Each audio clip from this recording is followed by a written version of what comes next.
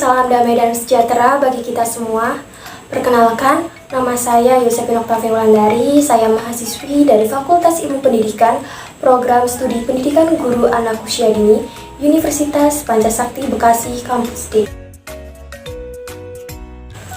Dalam kesempatan yang baik ini, di dalam video ini, di mana saya buat bertujuan untuk memenuhi tugas ujian tengah semester 2 dalam mata kuliah Kesehatan dan Gizi dengan dosen pengampu Ibu Lia Kurniawati, MPD. Dalam mata kuliah Kesehatan dan Gizi ini, saya akan menyampaikan materi mengenai gizi dalam daur kehidupan manusia.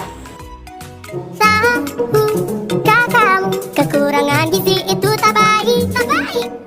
Tubuh kita mudah terserang berbagai macam penyakit. Protein, karbohidrat, vitamin, mineral, lengkapi gizi keluarga kita. Jagalah lingkungan bersih, aman dan sehat untuk kita semua. Sekilas tentang ilmu gizi dan zat gizi. Ilmu gizi adalah ilmu yang mempelajari bagaimana makanan dan bagian-bagian yang mempengaruhi kesehatan dan daya tahan tubuh makhluk hidup. Zat gizi adalah bahan kimia yang terdapat dalam bahan pangan yang dibutuhkan tubuh untuk menghasilkan energi, membangun dan memelihara jaringan, serta mengatur proses kehidupan. Zat gizi dibagi dalam 3 kelompok menurut fungsinya dalam tubuh, yaitu ada zat energi berupa karbohidrat, lemak, dan protein. Kemudian ada zat pembangun yang berupa protein, mineral, dan air. Dan ada zat pengatur berupa protein dan mineral. Zat-zat gizi pada umumnya diperoleh tubuh dari makanan sehari-hari. Di dalam tubuh, zat gizi dikeluarkan dari makanan melalui proses pencernaan. Kemudian pengertian dari daur kehidupan. Kehidupan manusia adalah rangkaian perjalanan hidup seseorang atau individu yang melalui dari kelahiran hingga berakhir pada saat seseorang tersebut meninggal dunia. Dari waktu ke waktu, dan yang pasti manusia menghadapi berbagai perubahan dalam kehidupannya. Daur kehidupan tersebut berlaku bagi setiap manusia tanpa terkecuali dengan urutan dari tahapan yang sama. Daur kehidupan tersebut meliputi pertumbuhan dan perkembangan baik fisik maupun mental. Tahapan dari daur kehidupan dimulai atau diawali dari masa kehamilan, kemudian masa bayi, masa anak-anak usia sekolah dan remaja, masa dewasa, dan masa lansia. Manusia mengalami pertumbuhan dan perkembangan di sepanjang daur kehidupannya.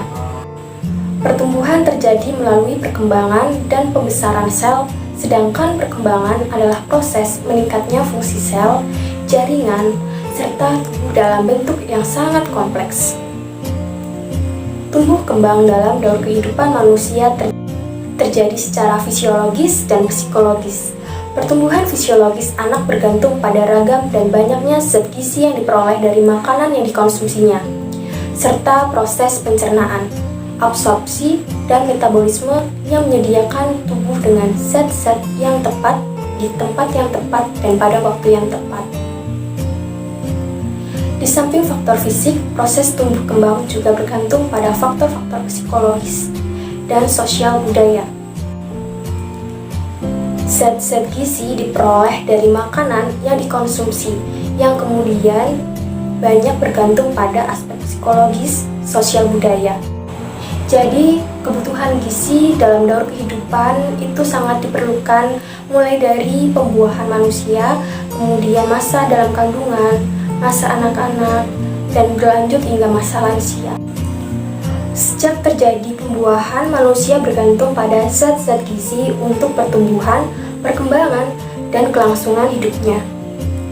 Dalam kandungan ibu, janin memperoleh zat-zat gizi dari persediaan ibu. Setelah lahir hingga usia tertentu dari air susu ibu atau ASI. Pada akhirnya manusia bergantung pada persediaan bahan pangan untuk kelangsungan hidupnya. Persediaan bahan pangan ini berasal dari pangan hewan dan nabati. Untuk memenuhi kebutuhan gizi, seseorang harus setiap hari memakan beraneka ragam bahan pangan dari kedua sumber ini. Kebutuhan gizi terus berubah didasarkan pada umur dan gender. Sesuai dengan proses tumbuh kembang tubuh sejak lahir hingga usia 10-12 tahun, terjadi peningkatan kebutuhan energi dan zat gizi dengan kemungkinan perbedaan kebutuhan per orang pada golongan umur yang sama sesuai dengan pola pertumbuhan perorangan atau individu.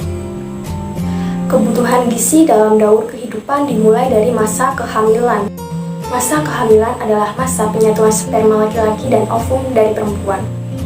Masa kehamilan dimulai dari konsepsi sampai lahirnya janin. Proses kehamilan atau gestasi berlangsung selama 40 minggu atau 280 hari dihitung dari hari pertama menstruasi terakhir. Pada masa dalam kandungan, janin sepenuhnya bergantung pada ibu untuk keperluan zat-zat gizinya. Kebutuhan ini meningkat secara berangsur hingga bayi lahir pada saat dalam kandungan. Zat-zat gizi hendaknya berada dalam keadaan seimbang dalam darah ibu. Status gizi ibu hamil dipengaruhi oleh beberapa faktor. Di antaranya yang pertama, keterbatasan ekonomi. Kemudian kedua, sanititas makanan. Ketiga, suplemen makanan atau pengaruh keadaan gizi terhadap proses kehamilan. Pengaruh keadaan gizi terhadap proses kehamilan diantaranya meningkatnya berat badan ibu selama hamil. Kemudian yang kedua, keadaan kesehatan ibu itu juga sangat penting dan dipengaruhi oleh gizi. Kemudian keadaan bayi waktu lahir. Dan yang terakhir, keadaan ibu waktu melahirkan. Masa bayi yaitu masa yang banyak mengalami perubahan dan pertumbuhan dan perkembangan berupa pertumbuhan fisik, kematangan struktur dan fungsi mulut, perkembangan kemampuan motorik, serta pembentukan hubungan emosional dengan ibu dan lingkungannya. Pemberian makanan dan minuman disesuaikan dengan porsi tumbuh kembang. Makanan bergizi hendaknya sudah dikenalkan sedini mungkin, yaitu sesudah bayi berumur 6 bulan. Penerimaan bayi terhadap makanan dan minuman yang diberikan bergantung pada kematangan sel syaraf, gerak atau neomotor bayi dan hubungan bayi dengan orang tuanya. Gizi bayi atau mereka yang baru lahir sampai berumur 12 bulan. Bayi lahir sampai umur 3 minggu atau neonatus bayi cukup bulan atau normal. Bayi yang dilahirkan dengan umur dalam kandungan antara hari bayi sehat atau cukup gizi, ciri-cirinya yaitu panjang badan sekitar 48-50 cm. Kemudian berat badan lebih dari 2.500 gram. Kulit dan otot kenyal, matanya bersinar. Ada lapisan lemak di bawah kulit. Kemudian menangis dengan kuat. Masa anak sekolah adalah masa di antara usia 7-12 tahun. Tumbuh secara perlahan dan menunjukkan pematangan keterampilan motorik kasar dan halusnya.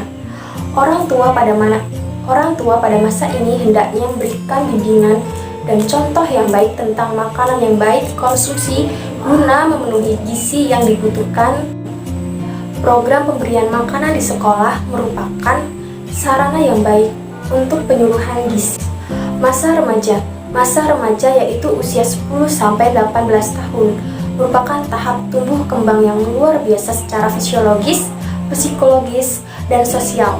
Tahapan ini dinyatakan dalam kecepatan pertumbuhan yang mencapai puncaknya, tingkah laku yang semakin mandiri, dan upaya untuk menunjukkan kemampuan dalam menjalankan peran orang dewasa.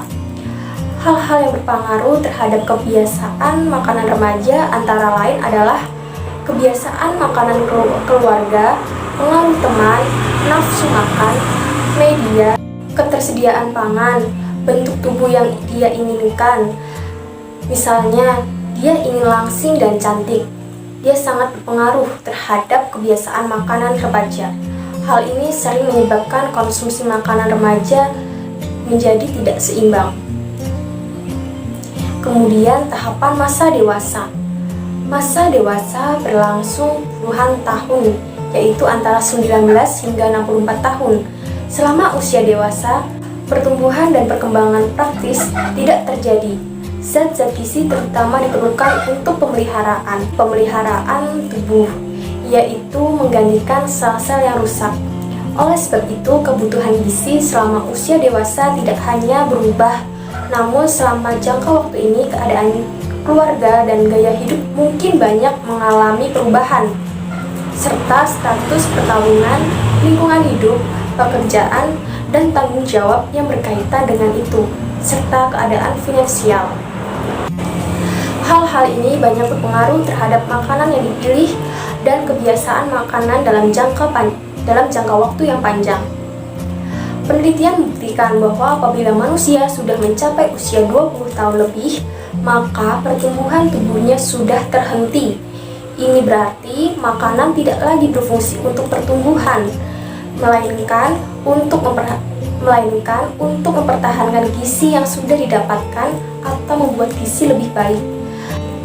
Dengan demikian, kebutuhan gizi konstan, kecuali jika terjadi kelainan-kelainan pada tubuhnya, seperti sakit sehingga dia membutuhkan zat gizi yang lebih dari biasanya.